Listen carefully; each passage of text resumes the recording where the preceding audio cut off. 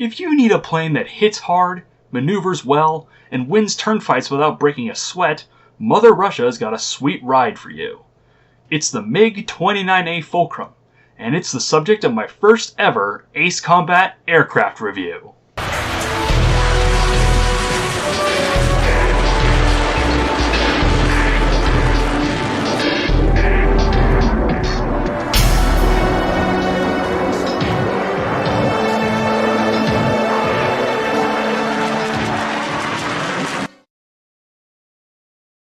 The MiG-29 was a product of the Cold War arms race between the United States and the Soviet Union.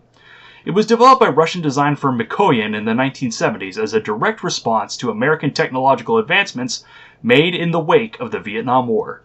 Specifically, the craft was made to keep pace with the F-15 Eagle and the F-16 Falcon. The MiG-29, known to NATO nations as the Fulcrum, was one of the first active-duty jet fighters capable of super maneuverability, and has seen success in both its home nation of Russia and former Soviet bloc nations. The model in Ace Combat is the A version, or the initial production model. In Ace Combat, the Fulcrum is an extremely capable air-to-air dogfighter, bringing its trademark responsiveness from the real world and incorporating one of the most deadly special missiles that Strange Reel's arsenal has to offer, the high-powered air-to-air missile. This missile is the aeronautical equivalent of getting hit by a semi-trailer. Very few planes can survive a single Hpop, to the point that an unmodified electromagnetic launcher does less damage. Yes, it's that good. It's worth noting that it can carry 4 target air-to-air missiles instead, but this is highly inadvisable. 4 targets are a very common special weapon, and as such, the Fulcrum has to compete with a smorgasbord as planes for using them. It's not a competition it will win.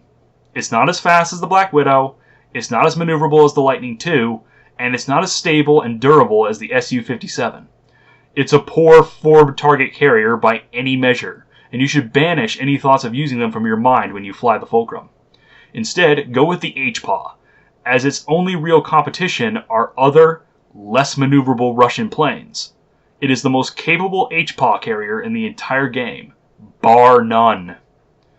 Now, of course, a lot of the mileage you get out of the Fulcrum is how good you are with the Hpops. The missiles themselves have poor speed and even worse homing. Timing is critical if you want to win with Hpops, as any player with half a brain will be able to avoid them if they're flung willy-nilly. Luckily, the Fulcrum is more than suited for the job. Out of all the planes carrying Hpops, the MiG is by far the most agile. This is largely due to its high pitch rate, enabling it to get other planes in its sights after a G-turn before they can even retaliate half the time. Its pitch is very similar to that of an F-15 Eagle, so any Eagle pilots watching this will feel right at home. On top of that, the MiG only loses a moderate amount of speed when performing G-turns. You can perform a couple G-turns in succession even if you're just a little bit above cruising speed. You can also delay performing a G-turn and wait for an opponent to turn towards you before popping it, resulting in a clean, satisfying snapshot if your opponent takes the bait.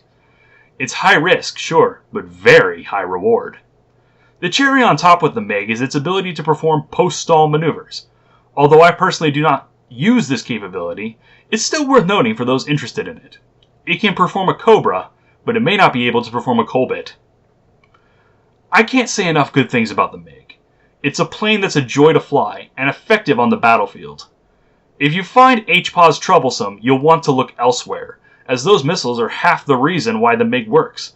But if you're willing to invest some time in the MiG, it will pay you back, and more. This is Cadet Dolan, signing off.